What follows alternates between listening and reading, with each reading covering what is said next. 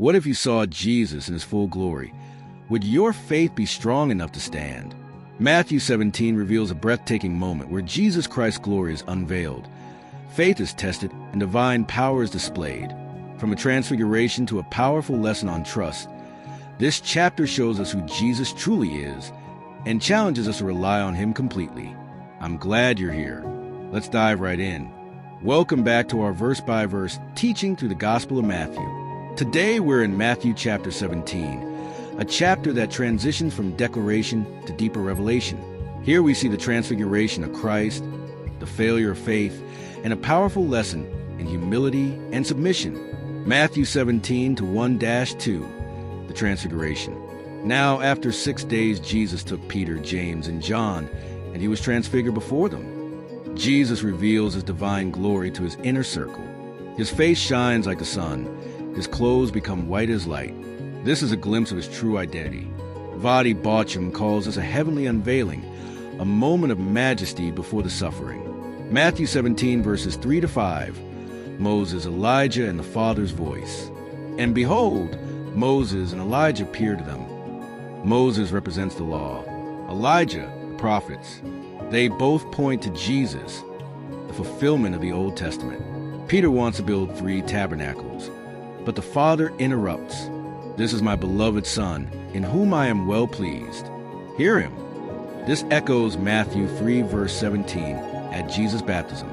John MacArthur notes that this voice clarifies Christ's supremacy. We don't listen to Moses or Elijah as equals. We listen to Christ above all. Matthew 17 verses 6-8. Do not be afraid. When the disciples heard it, they fell on their faces, but Jesus came and touched them and said, Arise and do not be afraid. The glory of Christ is overwhelming, but he is also tender. He touches, reassures, and leads. Matthew 17 verses 9-13, the forerunner of Christ. Elijah has come already. Then the disciples understood that he spoke to them of John the Baptist. Jesus clarifies. John the Baptist came in the spirit of Elijah, Malachi 4 verses 5-6, preparing the way for the Messiah. Matthew 17 verses 14-21, faith and deliverance.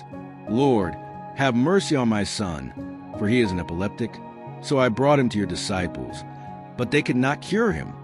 Jesus rebukes the demon and heals the boy. The disciples ask why they failed. Because of your unbelief, if you have faith as a mustard seed, nothing will be impossible for you. Faith is not about quantity, but quality. Genuine, God-trusting faith. Vadi Baucham notes, spiritual power is tied to spiritual dependence, not spiritual display. However, this kind does not go out except by prayer and fasting.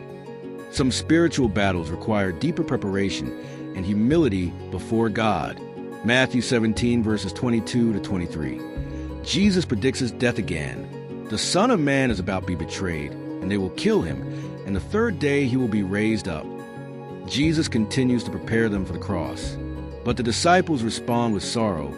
They still don't grasp the resurrection. Matthew 17 verses 24-27. The temple tax and the freedom of sons. Does your teacher not pay the temple tax?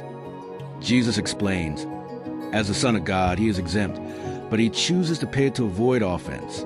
Go to the sea, cast in a hook, you will find a piece of money. This miracle shows Christ's sovereignty, even over a fish in the sea, and his humility to bear burdens he doesn't owe. Theological takeaways. Jesus is the glorious Son of God, greater than Moses and Elijah, beloved of the Father. Faith must be real and dependent. Power comes through prayer, fasting, and reliance on God. Jesus prepares his disciples for the cross. Glory precedes suffering, and resurrection follows death. Christ pays what he doesn't owe. He humbly submits to human systems for our sake. Conclusion and application. Matthew 17 lifts our eyes to the glory of Christ and calls us to deeper faith. The Transfiguration isn't just a glimpse of Jesus' deity. It's a call to listen to him. Ask yourself, am I listening to Jesus above all other voices? Am I preparing spiritually for the battles I face? Do I trust that the one who showed glory on the mountain will also carry me through the valley? Thank you for watching. Like, share, and subscribe for more verse-by-verse Bible teaching. Family, Thank you for reading Matthew 17 with me today. If something spoke to your heart, share it in the comments. I'd love to hear from you. May God strengthen your faith and help you trust Him fully. I'll see you tomorrow.